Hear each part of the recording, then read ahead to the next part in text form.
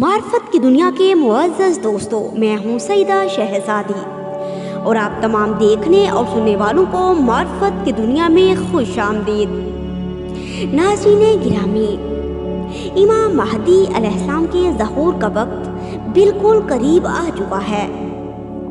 جو احادیث امام مہدی علیہ السلام کے بارے میں ائمہ معصومین علیہ السلام نے بیان فرمائی اور جو پاک پیغمبر صلی اللہ علیہ وآلہ وسلم نے بیان فرمایا وہ پورا ہو چکا ہے۔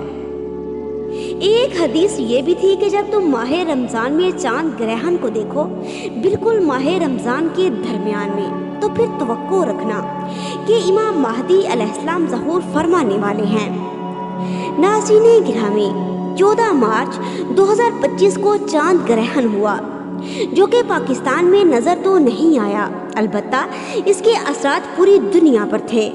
یہ بات یاد رکھیے گا کہ جب بھی گرہن لگتا ہے، ہاں وہ کسی ملک میں نظر آئے یا نہ آئے، لیکن وہ اپنے گہرے اثرات ہر انسان پر چھوڑتا ہے۔ 14 مارچ کو لگنے والا چاند گرہن ماہ رمضان کے درمیان میں نظر آیا، جو کہ خونی گرہن ہر کسی نے دیکھا اور سنا۔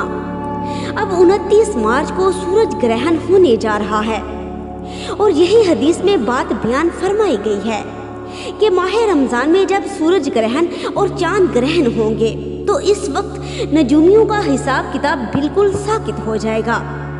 یہی وہ وقت ہوگا جب امام مہدی علیہ السلام روح زمین پر خروج فرمائیں گے۔ دعا ہے اللہ رب العزت امام مہدی علیہ السلام کے ظہور میں تعجیل فرمائے اور ہمیں آپ کے اصحاب و انصار میں شامل فرمائے۔ اللہم صلی علی محمد و آل محمد و عجل فرجہم اجمعین۔